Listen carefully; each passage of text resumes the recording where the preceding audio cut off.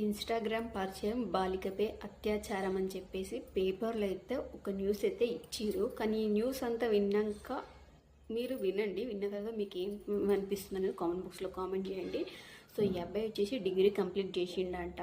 ఈ అమ్మాయి వచ్చేసి ఇంటర్ ఫస్ట్ ఇయర్ చేస్తుందంట. సో వీళ్ళిద్దరికి ఇన్స్టాగ్రామ్లో 5 months నుంచి పరిచయం ఉందంట.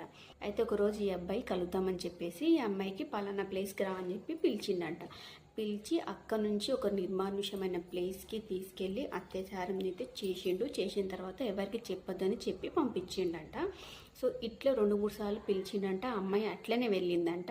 కొన్ని రోజులకి ఈ అమ్మాయికి హెల్త్ బాగాలేక వాంతులు అవన్నీ చేసుకుంటూ హాస్పిటల్కి వెళ్ళి టెస్ట్లు అవన్నీ చేపిస్తే ప్రెగ్నెంట్ అని తెలిసింది. సో తెలిసిన తర్వాత ఇంట్లో వాళ్ళందరూ నిలదీస్తారు కదా, నిలదీసి ఇట్లా ఎరిగింది ఏంటి అని గట్టిగా అడిగితే ఇట్లా పలానా ఇన్స్టాగ్రామ్లో పరిచయమైన వ్యక్తి ఇట్లా చేసిండని చెప్పేసి మొత్తం చెప్పింది. సో అబ్బాయి పైన కేసు అయితే పెట్టి అరెస్ట్ చేసి కోర్టుకి అయితే హాజరుపరుస్తున్నారంట.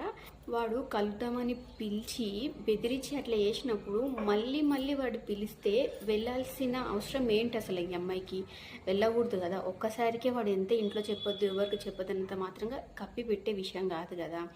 కానీ ఇది 2-3 times రిపీట్ అయిందంట. సో 2-3 times రిపీట్ అయినప్పుడు వాడికి పిలిచినప్పుడు ఈ అమ్మాయి వెళ్ళడం ఎందుకు అనేది నాకైతే అనిపించింది. సో అత్యాచారం కేసు కింద అయితే తినైతే తీసుకున్నారు. మరి వాడు బెదిరించిండా, ఏమైనా చేస్తా అని చెప్పిండా, ఇంట్లో వాళ్ళని ఎవరైనా బెదిరించినందుకు అమ్మాయి చెప్పలేదా ఏంటో తెలియదు. కానీ లాస్ట్కి అయితే ప్రెగ్నెన్సీ విషయం బయట పడిన తర్వాత నిలదీస్తే ఉన్న విషయం అయితే చెప్పింది. సో ఇది అంతా విన్నా మీకు ఏమనిపిస్తుంది అనేది కామెంట్ బాక్స్లో కామెంట్ చేయండి.